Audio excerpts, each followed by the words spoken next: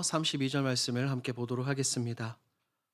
신명기 1장 31절에서 32절까지 우리 한 목소리로 함께 읽습니다. 광야에서도 너희가 당하였거니와 사람이 자기의 아들을 안는 것 같이 너희의 하나님 여호와께서 너희가 걸어온 길에서 너희를 안으사 이곳까지 이르게 하셨느니라 하나 이 일에 너희가 너희의 하나님 여호와를 믿지 아니하였도다. 아멘. 사랑하는 여러분, 지난 2025년 12월 31일 날 영화관에서 극장에서 개봉한 영화가 있습니다. 최종적으로 아직 종영하진 않았는데 최종적으로 현재까지 누적 관객 수 144만 명을 돌파한 기독교 영화가 있습니다. 무엇일까요? 신의 악단입니다. 아마 이 자리에 앉아 계신 분들도 많은 분들이 그 영화를 보셨을 것입니다. 그 영화를 보면 우리가 기독교 신앙이 어떤 것인지에 대해서 우리가 조금 더 진지하게 생각할 수가 있습니다. 어떤 분들은 영화를 보는 내내 눈물을 계속 흘렸다고 합니다. 그런데 저는 그 영화에서 가장 인상 깊었던 장면이 기억이 납니다. 어떤 장면이냐면 하나님을 박해하던 이 북한의 보위부 사람들 기억하시죠? 이 두 명의 주인공이 이제 어떻게든 이제 이 미국 사절단에게 보이기 위해서 끊임없이 하나님을 믿지는 않지만 그들이 찬양하고 기도하고 어쨌든 말씀 보는 그 장면입니다. 이 보위부 사람 한 명이 가짜로 찬양을 부르기를 시작을 합니다. 하나님을 믿지 않으면서 연기 가운데 이렇게 찬양을 하는데 그러다가 그의 눈시울이 이제 클로즈업 되죠. 어떻게 됩니까? 그가 찬송을 부르다가 눈물을 터뜨립니다. 많은 사람들이 그런 그 장면을 보면서 굉장히 울었다고 합니다. 저 역시 그 장면을 보면서 저도 울었습니다. 왜 그랬을까요?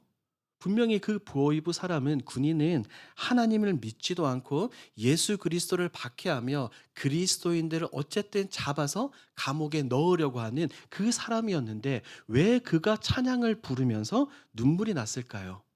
저는 확신합니다. 그가 알지 못하는 그 순간에 그 어떤 순간에 하나님께서 계속해서 그의 마음을 어떻게 하셨어요? 어루만지셨던 것입니다.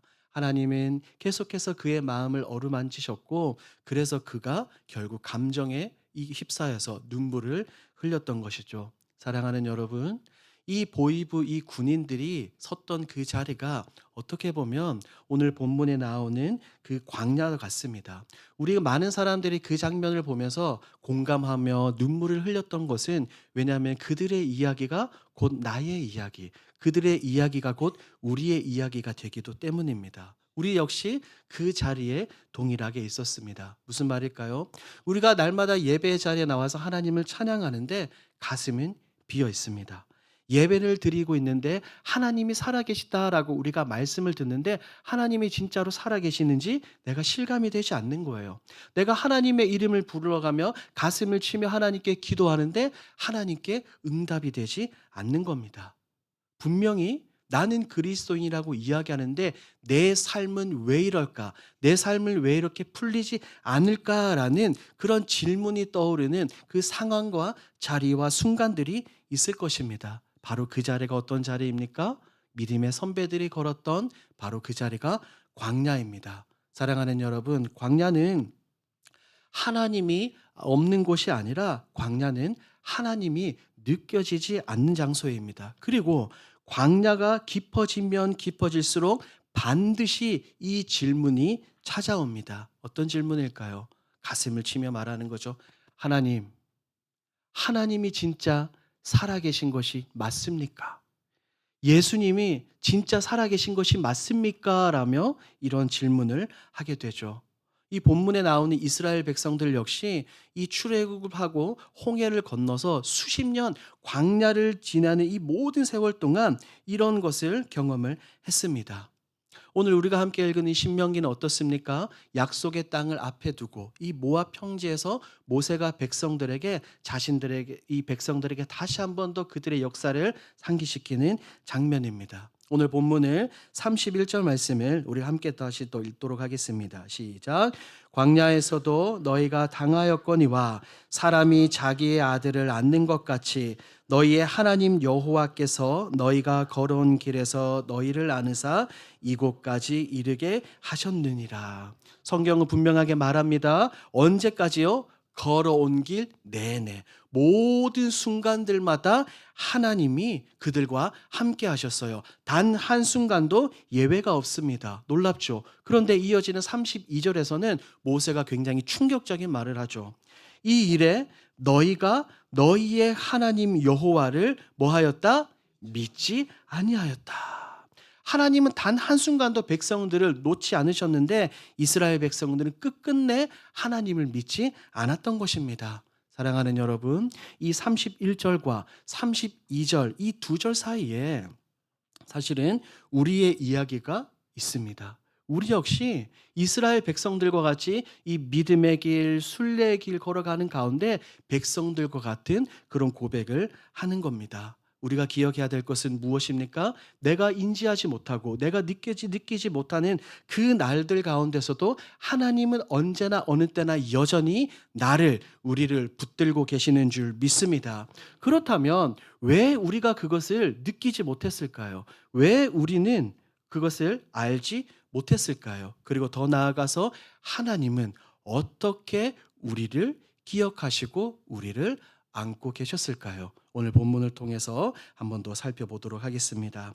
광야에서 하나님은 실제로 이스라엘 백성들을 기억하셨고 그리고 이 순례의 길을 걸어가는 우리를 안고 계십니다. 성경이 분명하게 말합니다. 너희를 안으셨다.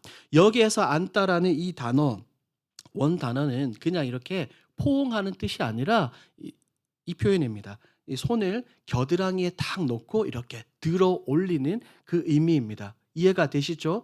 그냥 아버지가 자녀를 그냥 폭 안아주는 것이 아니라 자녀가 위험할 때, 아픔에 어려움에 처했을 때 자녀의 겨드랑이에 손을 넣어서 그 위험으로부터 어떻게 해요? 건져주는 겁니다. 이 표현이 지금 31절에 나오는 안다라는 표현입니다.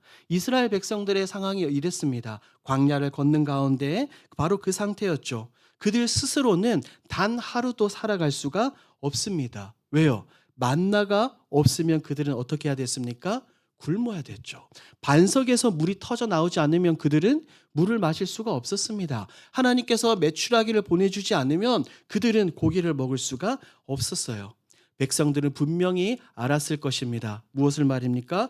우리가 이 광야에서 살아있는 것이 우리의 힘 때문이 아니라 하나님이 역사하시고 간섭하기 때문에 우리가 살아있다라는 것을 분명하게 그들은 알았어요. 하지만 그럼에도 불구하고 그들은 끝까지 하나님을 향한 불평과 불만을 멈추지 않았습니다. 왜냐하면 그들의 마음속으로, 그들의 머릿속으로 이것이 느껴지지 않았기 때문이죠.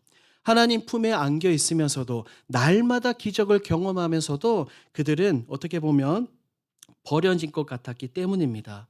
우리 역시 마찬가지 아니겠습니까? 우리 역시 이 땅을 살아가면서 이 모든 것이 느껴지지 않기 때문에 하나님을 어떻게 하는 거예요? 오해하는 겁니다. 하나님을 오해하고 하나님은 마치 나를 사랑하지 않으시나 봐라고 우리가 생각을 하는 거죠. 그리고 나서 최종적으로 이런 부정적인 생각에 계속해서 휩싸이다 보면 이렇게 고백을 하는 겁니다. 하나님이 나를 버리셨다. 하나님이 나를 버리셨다라고 이렇게 고백을 하는 겁니다. 그래서 이스라엘 백성들은 그 광야를 도는 가운데 하나님을 잊었습니다. 그들은 하나님께 끊임없이 불평했고 의심했고 하나님께 등을 돌렸습니다. 하지만 그럼에도 불구하고 하나님은 그 모든 날을 기억하고 계셨는 줄 믿습니다. 사랑하는 여러분, 감각이 진리를 이길 수 없습니다. 느낌이 사실을 이길 수 없습니다. 내가 기억하지 못하고 내가 잊은 날에도 하나님은 나를 단 한순간도 잊지 않으신 줄 믿습니다. 광야는 어떤 곳입니까? 광야는 하나님이 손을 놓으신 곳이 아닙니다. 하나님이 나를 버리고 나를 외면한 장소가 아닙니다. 여러분, 하나님의 그 느낌이 느껴지지 않아도 괜찮습니다. 언제나 어느 때나 하나님은 나를 사랑하시며 나를 위험에서부터 건져주시는 그 구원의 하나님이신 줄 믿습니다. 그런데 여기서 우리가 한 가지를 더 살펴봐야 됩니다. 하나님은 그렇다면 하나님은 왜 이렇게 불평하는 이스라엘 백성들을, 왜 이렇게 의심하는 우리를 끝까지 포기하지 않으시고 이렇게 우리를 안아주실까요? 본문을 자세히 다시 보면 이런 단어가 나와 있죠. 그냥 하나님이 안으셨다라고 표현하지 않고 앞에 수식어가 단어가 붙어 있습니다. 어떤 단어가 있죠? 그렇죠. 누구를 안는 것 같이? 아들을 안는 것 같이. 우리가 성경을 자세히 봐야 됩니다. 이 아들이라는 단어를 그냥 지나치면 안 됩니다. 여기에 하나님의 안으심이 담겨 있는 거예요.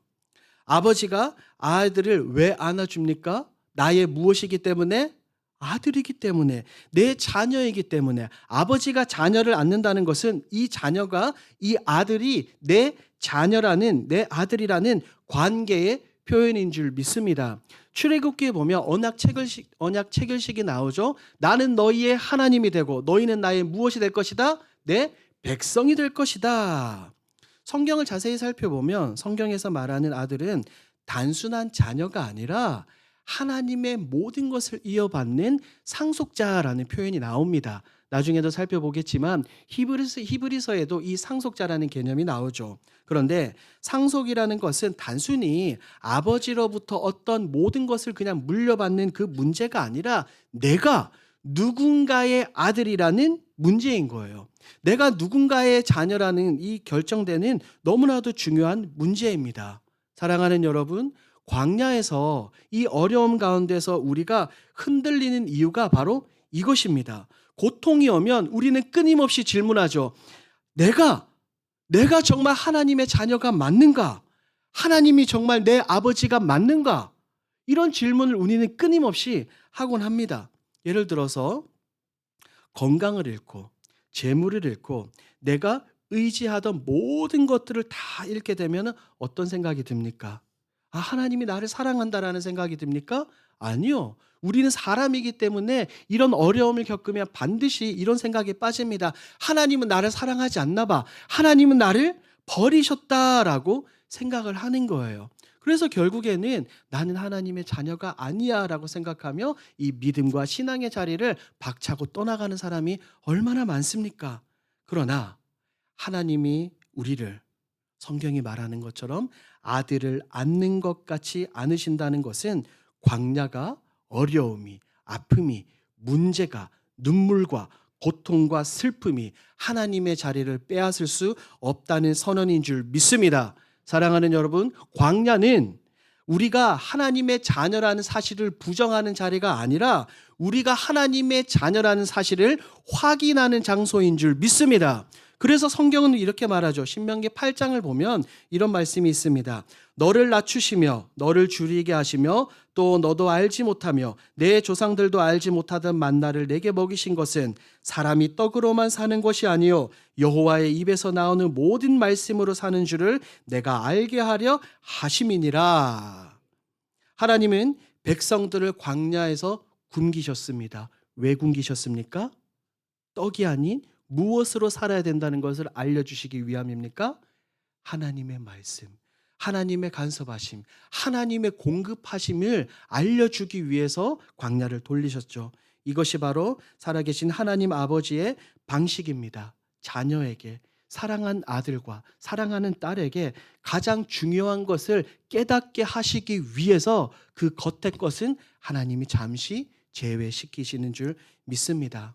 어려움 가운데서 하나님은 그냥 우리를 버려두시는 분이 아닙니다. 그냥 우리를 외면하고 그냥 우리를 눈물 가운데 슬픔 가운데 방치하는 것이 아니라 하나님이 우리를 정금과 같이 단련하고 빚어가는 그 모든 과정인 줄 믿습니다. 그러니 사도 바울은 로마서 8장에서 이렇게 말하는 거예요.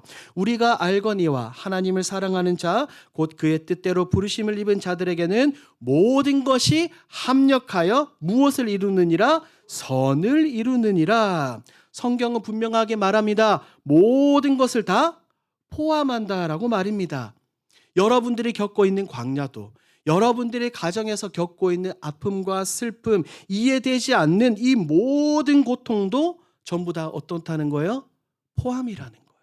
이 모든 것을 다 포함해서 하나님은 그 모든 것들, 부정적인 것들을 최종적으로 결과적으로는 선으로 바꾸실 그 놀라운 계획을 가지고 있다라고 하나님은 우리에게 말씀하고 계십니다.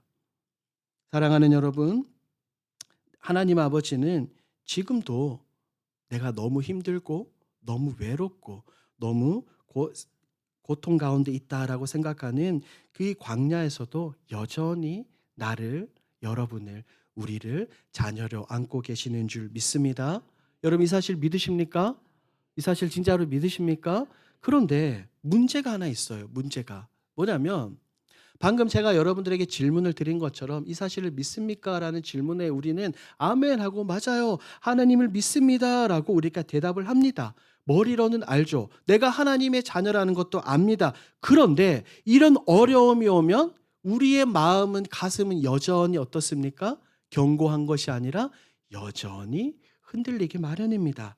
우리는 아는 것만으로 버틸 수 없는 그런 존재이기 때문이죠. 그래서 전능하신 여호와 하나님께서는 직접 멀리서 말씀만 하지 않으시고 직접 우리의 삶 가운데로 찾아오셨습니다. 누구를 보내주신 것입니까? 하나님의 아들 예수 그리스도를 이 땅에 보내주셨죠. 예수님의 삶은 어떤 삶이었습니까? 광야로 나가셨죠. 40일 금식을 하시며 마귀에게 시험을 받으셨습니다. 그리고 가장 가까운 사람들에게 배신을 당하셨죠. 겟세마네 동산에서는 어땠습니까?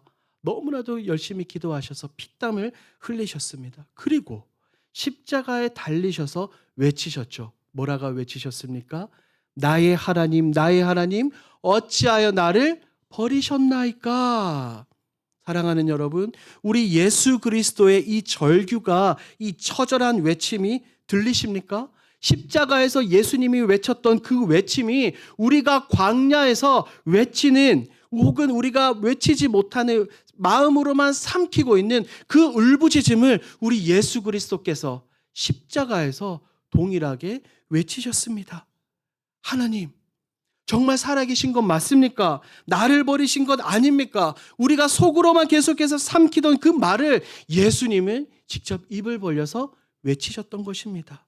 그뿐만이 아니죠. 내가 경험하고 우리가 경험해야 될 하나님과의 완전한 단절을 예수님은 직접 경험하셨습니다. 그러므로 우리는 이제 진짜로 결코 하나님께 버려질 수 없습니다. 왜요? 진짜 광야는 나 대신에 누가 가신 것입니까? 예수님이 가셨습니다. 예수님이 십자가에서 진짜 버려짐을 당하셨기 때문에 우리는 사실은 진짜 광야가 아니라 알지 못하지만 이미 하나님의 그 품 안에, 예수 그리스도의 품 안에 있는 줄 믿습니다. 결국 예수님은 어떻게 하셨습니까? 부활하셨죠. 광야를 지나 가나안으로 들어가셨고 사망을 지나 부활로 일어나셨습니다. 하나님은 광야가 결코 끝이 아니라는 사실을 누구를 통해 우리에게 보여주신 것입니까?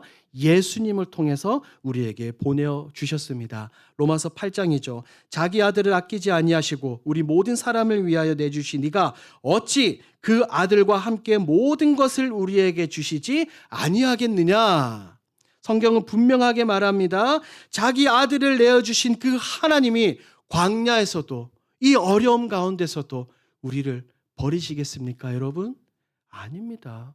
절대로 하나님은 우리를 버리지 않으십니다. 그 놀라운 증거가 바로 예수 그리스도의 십자가인 줄 믿습니다. 하나님은 저를, 여러분들을 버리지 않으십니다. 언제까지요?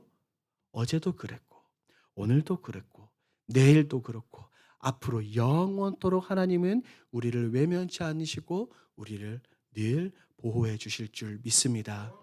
오늘 말씀의 결론을 맺도록 하겠습니다. 모세는 40년 광야를 뒤돌아보며 이렇게 고백을 합니다. 백성들에게 선포하죠. 걸어온 길 내내 너희를 안으셨다. 40년입니다. 그 40년 동안 이스라엘이 느끼지 못했던 날이, 백성들이 느끼지 못했던 날이 얼마나 많았겠습니까? 불평했던 날이 얼마나 많았겠습니까? 그런데 돌아보니 단 하루도, 단 한순간도 하나님은 그들 곁을 떠나보내지 그들 곁을 떠나지 않으셨습니다. 하나님은 그들을 여전히 안고 계셨지만 백성들은 하나님을 신뢰하지 않았습니다. 그들은 하나님 품에 안겨 있으면서도 그것을 믿지 않았어요. 이것이 이스라엘만의 이야기일까요? 아닙니다. 오늘 저와 여러분 우리의 이야기입니다. 우리도 안겨 있으면서 어려움이 있을 때 외칠 때가 너무나도 많죠. 하지만 오늘 말씀은 분명히 우리에게 그리고 단호하게 선언합니다. 하나님은 나를 기억하고 계시고 언제나 어느 때나 나를 안고 계신다라고 말입니다. 사랑하는 여러분, 오늘 말씀을 마무리하며 이 자리에서 결단하십시오. 내 상황을 바라보며 내 생각과 느낌으로 하나님을 판단하는 것을 내려놓으십시오. 내가 처해 있는 그 상황을 통해서 하나님의 사랑을 측정하는 것을 내려놓으십시오. 광야가 끝이 아니라 그 끝에는 예수 그리스도의 십자가 사랑과 생명, 부활이 있는 줄 믿습니다. 하나님 아버지는 지금도 나를 안고 걷고 계십니다. 우리가 지금까지 여기까지 내 힘으로 걸어온 것이 아니라 하나님이 여전히 우리를 안으시고 지금까지 인도해 주신 줄 믿습니다. 내 눈에 보이지 않아도 내 피부로 느껴지지 않아도 언제나 어느 때나 하나님만을 신뢰하고 하나님만을 따라가는 저와 여러분들이 되길 우리 주님의 이름으로 축복합니다. 아멘. 오늘 들은 말씀을 기억하며 우리 찬양으로 나아갑니다.